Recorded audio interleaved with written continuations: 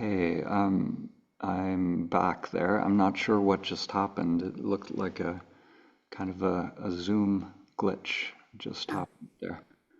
Um, okay, I'm just gonna do a quick technical setup here.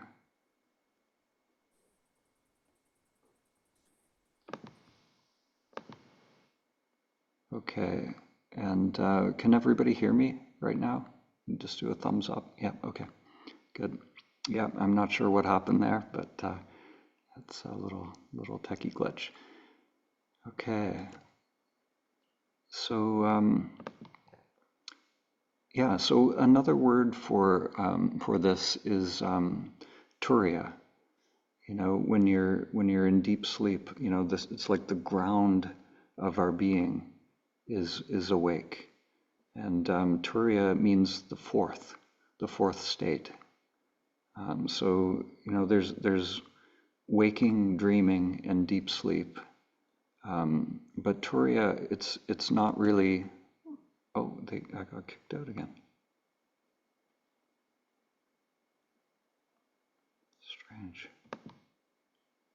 Oh, no, okay, I'm back. Here we go. Yeah, I'm sorry. I'm having little technical difficulties here. Okay, so yeah, so this fourth state is simply a recognition of your true nature. So it's simply being awake. And you know, different teachers like Ramana Maharshi said, you know, at one point I stopped coming and going. You know, at one point on the path, at one point in my in the you know spiritual journey, or it's like I stopped coming and going, and this is what he's referring to is turiya.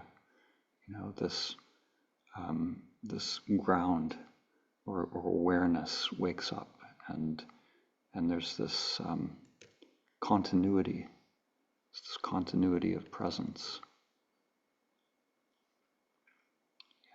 But it's very, you know, there are no words that can describe it because it's not a thing. It's beyond this world of thing and no thing. So the Zen master Dogen, he referred to meditation. He you know is really referring to Turiya when he says this. He says meditation is the dropping off of mind and body. Meditation is the dropping off of mind and body.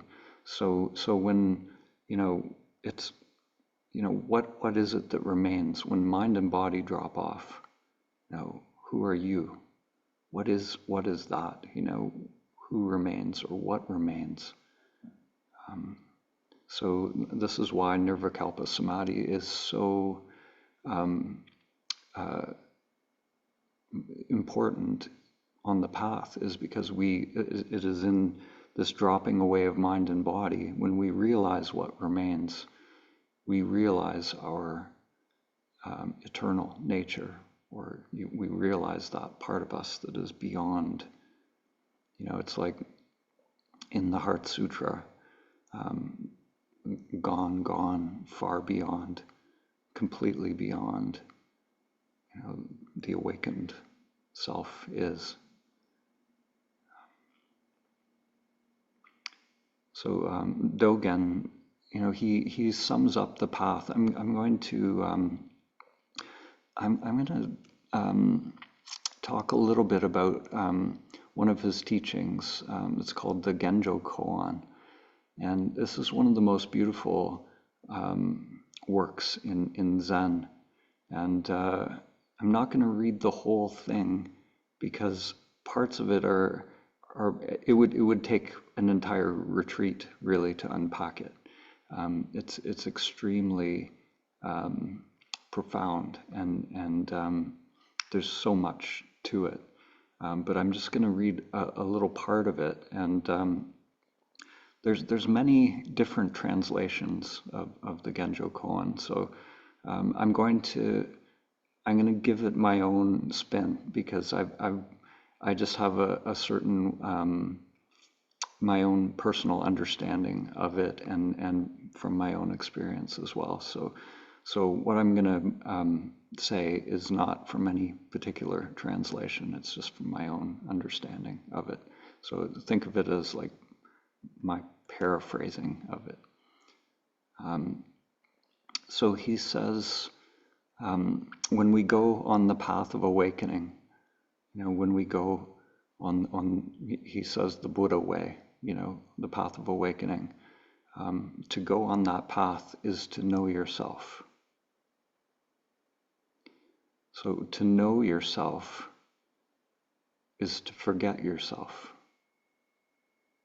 So this is the first real part of the path, is to come to know yourself. You forget yourself. And this is what we're doing in the self-inquiry. We're learning to just come into presence, to somehow unhook from that little mind, that little self, that seeker. So to know yourself is to forget yourself. To forget yourself is to come into direct experience with the 10,000 things. Or sometimes it's translated as to forget yourself is to be actualized by the 10,000 things. So this means coming into direct experience. This is non-duality. So when we come into direct experience with the 10,000 things, your mind and body, as well as the mind and body of others, drops off. So, in that direct experience, a full direct experience, all of those dualities fall away. Thing and no thing, witness and witnessed, subject and object, self and other, all of that drops away.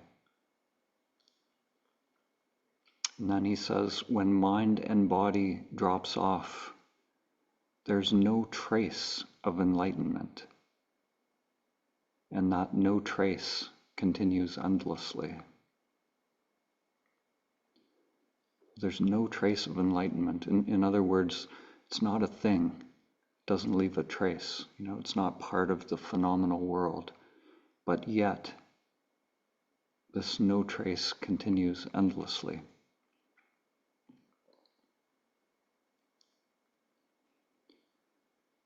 Yeah, so it's a beautiful summary of the path. Really, it's this. He's really encapsulating the whole unfolding in self-inquiry on the path.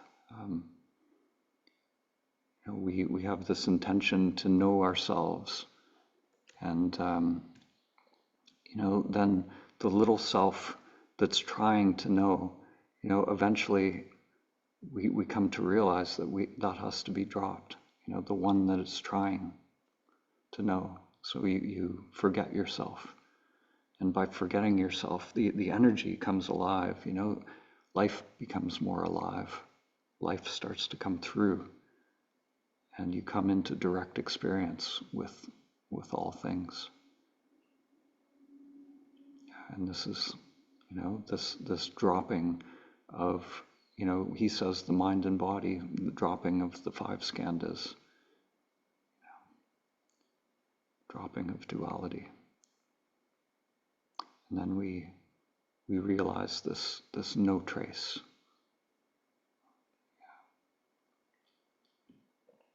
So, it can be confusing to the mind. We talk about these different samadhis, nirvikalpa, sabakalpa, all of this, but really there's only one samadhi. So how is this possible? Why do the great teachers talk about, Nirvikalpa, Savikalpa? Because where we are, when we're in the dualistic mind, it seems as if there's two. We're in Zen. There's this phrase I often use. I love. It's we're always being Buddha, always becoming Buddha. So this really sums up the human experience. There's this part, which it isn't a part, it isn't a thing. It's the trace, that is perfect. Awareness is perfect. It needs no process, needs no purification. It's there, whether we purify samskaras or not. Awareness is perfect as it is. So in this sense, we're always already Buddha. That awareness is there. It's always been there. But there's the time-bound part that is always becoming Buddha. So this is the part that there's a development there. There's an evolution.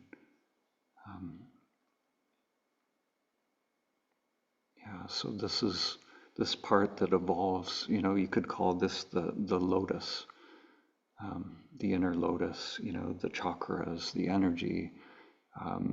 This whole wiring of this self-structure, going from gross to subtle. So the great masters, like the Buddha, or in different traditions, that sometimes in Tibetan tradition, someone who is enlightened, they refer to them as the lotus born. Or sometimes this beautiful image, the jewel in the lotus, is used.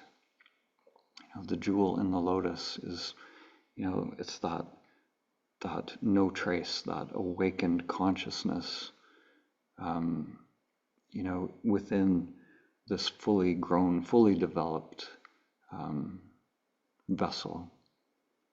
The vessel to allow this whatever this is, awareness to shine through, you could say. And this is really what classical enlightenment is. In the yogic traditions, it's when this lotus is fully born, it's like the energy flows effortlessly from gross to subtle, from the root to the crown. And so when the energy is just flowing like a river, it's like all the channels have been carved out and the energy just flows. And there's no more effort at this point. There's, the chakras are open. There's this development process that has somehow been completed. So it's just like a flower that has come into bloom. And this is the human possibility. This is, sometimes called sahaja samadhi, or a permanent samadhi. This is, really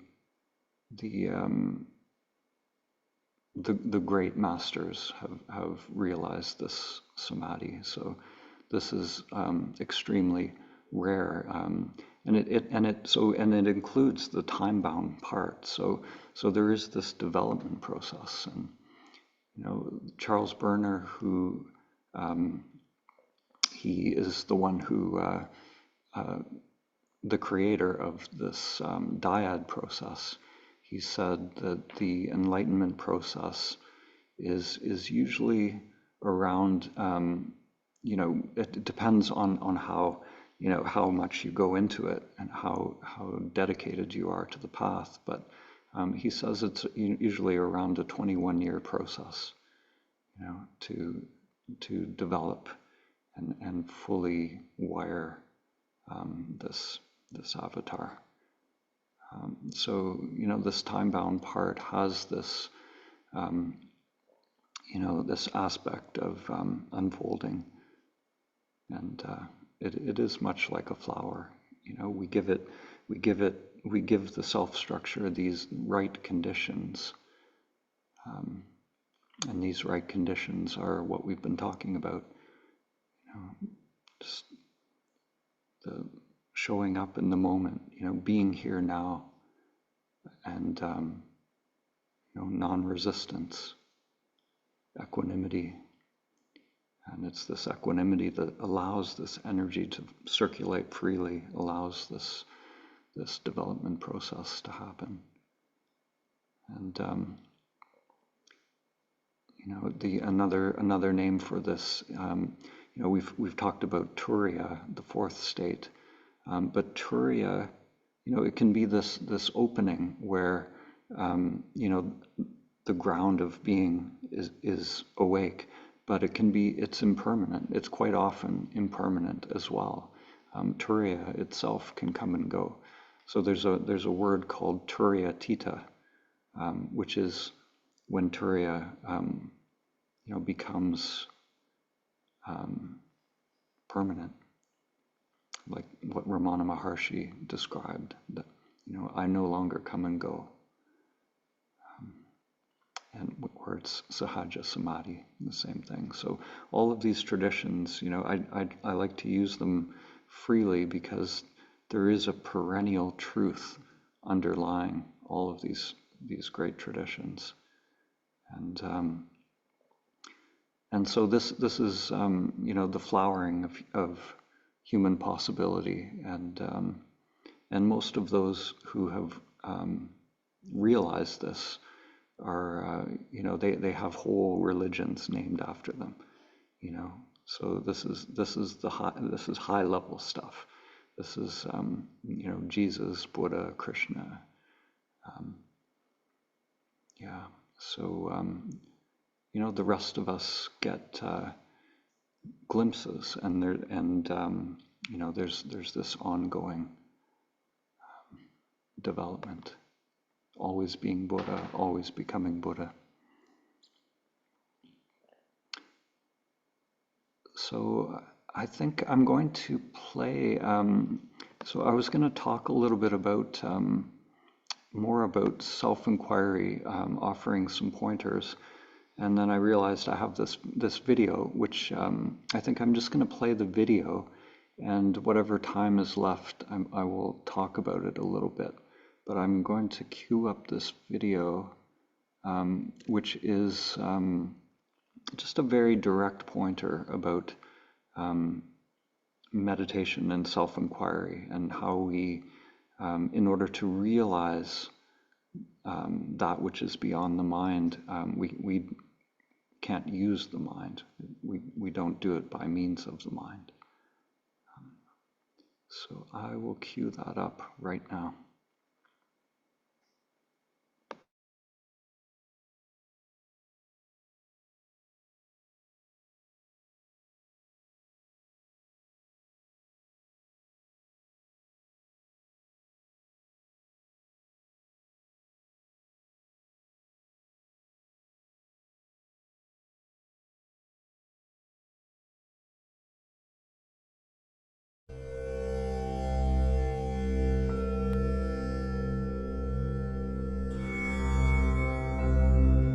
What we're going to describe has been called the secret of secrets, the esoteric wisdom that leads to samadhi.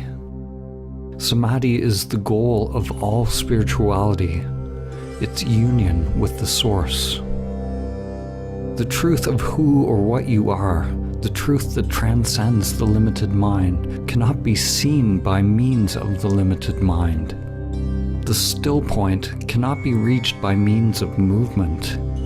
If you want to realize the still point beyond thinking, let go of all interest in thoughts and sensations, all preferences, all phenomena generated by the mind and senses, and rest in naked awareness.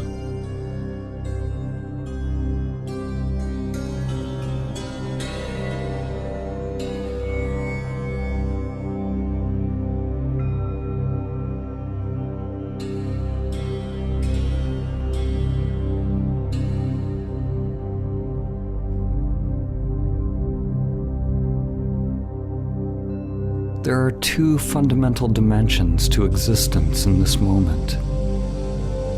There's that which is changing and that which is unchanging. Thoughts and sensations are a field of constantly changing phenomena.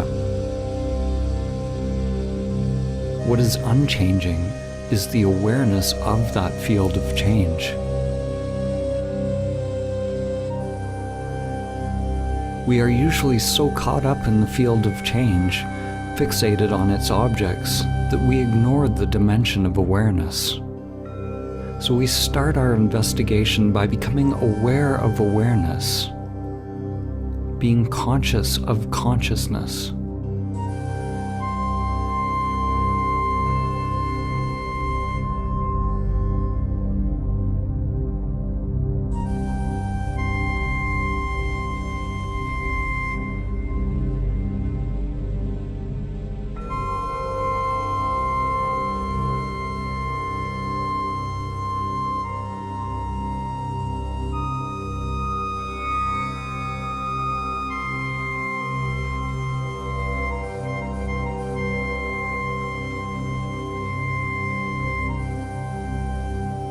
The challenge with resting in awareness for long periods of time is that most people have not cultivated the concentration and equanimity to stay in awareness. We are addicted to comfort, and the limited mind will want to escape from this exercise. It will find it profoundly uncomfortable and will create every type of hindrance or distraction. There are two primary knots that bind us to ego identification. The body is attached to comfort, and the mind wants to know. If we continue to seek the comfort of the body and continue to seek knowing with the mind, we will never move beyond the limited mind and body. We will remain like a herd animal, a creature that craves pleasure and avoids pain, endlessly responding to stimulus, endlessly doing, and unaware of the dimension of being. To be aware, to be fully attentive to what is happening without the mediation of egoic conditioning, without concepts, without controlling, manipulating, or distortion, without the filtering of the limited mind, is to be present without choosing. Present without choosing, and therefore without a chooser. Every time the mind moves without your willing, even the tiniest movement, it is due to filtering through the conditioning of the self-structure.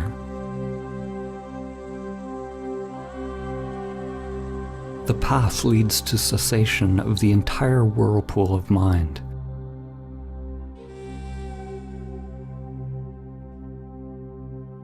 To realizing all levels of self as empty.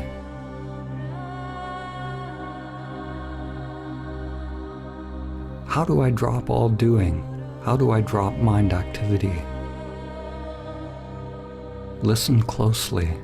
This is the paradox. The limited egoic mind hears that question and wants to know how. But that limited mind can't do it. The mind will always fail in any attempt to realize stillness, because the mind is movement. The mind itself is movement. It is an endless process of doing. We have to make the shift from doing to being. The you that you think you are is a process, a constant movement, a collection of patterns.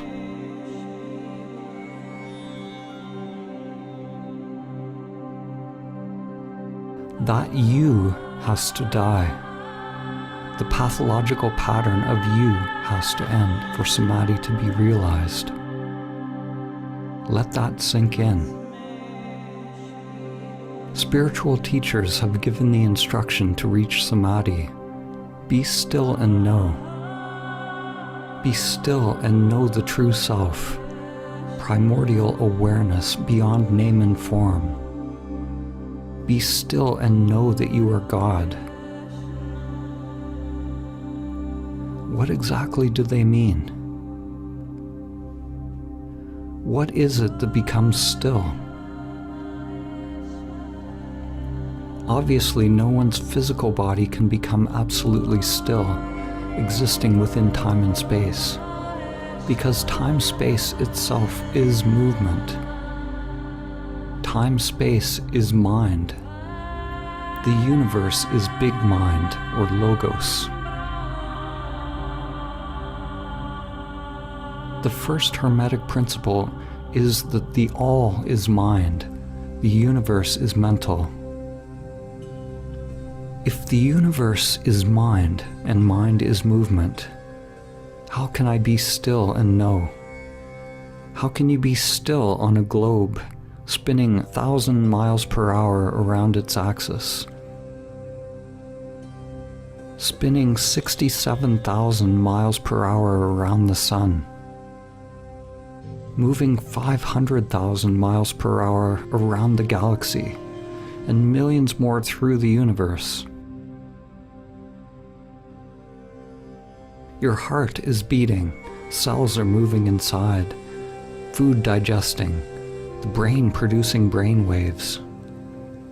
Your blood is pumping, energy is moving. How can we be still?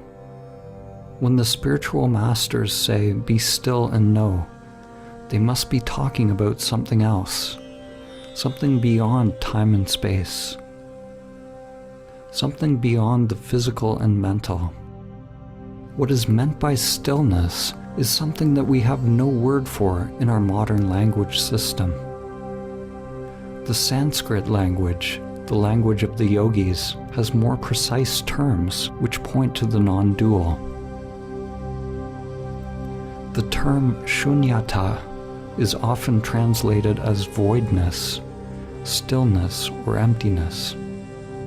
It is what is used in connection with anatta, or no self, the realization of Buddha nature. Stillness is maybe the closest English word, but it is inadequate to describe something that is not of this dualistic world. What is actually realized is the primordial consciousness, which is beyond stillness and movement, beyond time. It is eternal, the ground of your being, the essential nature of reality that does not change. Actually, it is beyond change and the changeless. When our true nature is realized, it becomes obvious that stillness and movement are a duality created by the mind. Silence and noise are a duality created by the mind. Everything is already inherent within that primordial stillness. The movement of the world is identical to stillness. Be still and know. Be in motion and know. It is all emptiness dancing. This is not something philosophical, but an entirely different way of interfacing with the world. Actually, it's about dropping the interface. Dropping the reducing valve, which is the self-structure, and experiencing your true nature unmediated by the limited mind. The so-called outer world is transcended by realizing stillness, which, when realized, includes that which it transcends. The duality of stillness and movement collapses. Realizing samadhi, this great awakening, is just the beginning of the path. Patanjali says that the entire endeavor of yoga is aimed at the cessation of the whirlpool of the mind. Chitta vritti nirodha. You could say it is the cessation of karma,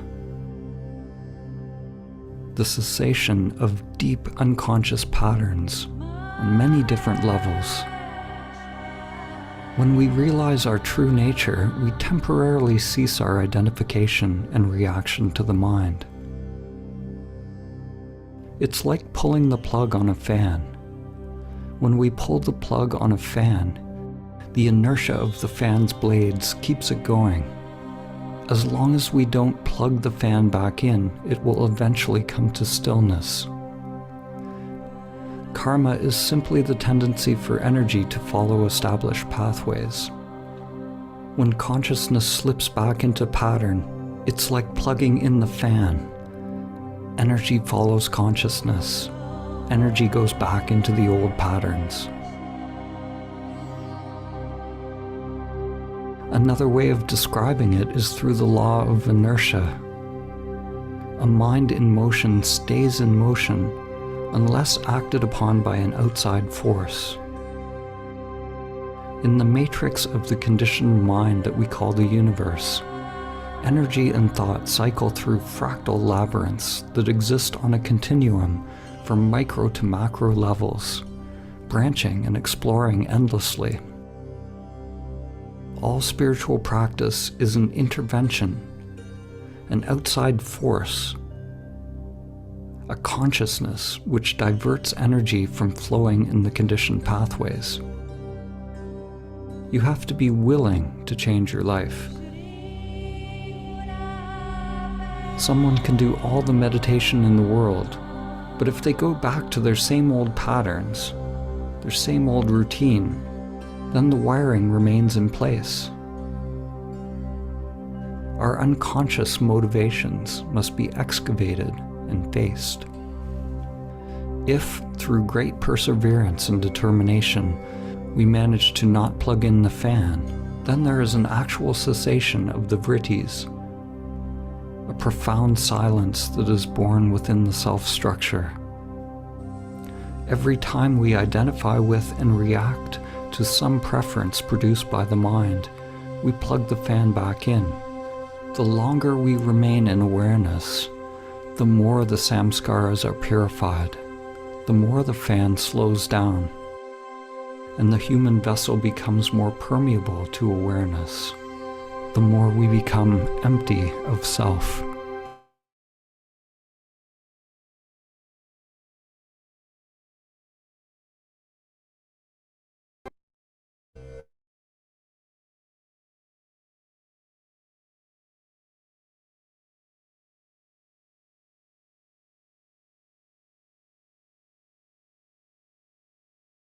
We can't hear you. Sorry, I said, yeah, sorry for that abrupt ending in the video. The video does end at that point. So, yeah, it just seemed like it cut off prematurely there.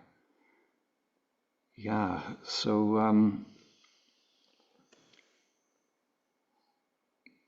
yeah, you know, I might just leave it there. There's not really a lot more, words. I think the pointers, I'd like to just let them sort of simmer there. So yeah, why don't we take a little break and then we'll come back for meditation, and then we'll have a chance to connect after. I see there's quite a few. There was quite a few questions, and I think the whole chat thing got nuked there when we lost our signal. But anyway, yeah, we'll come back in 5 and do the meditation. Thank you.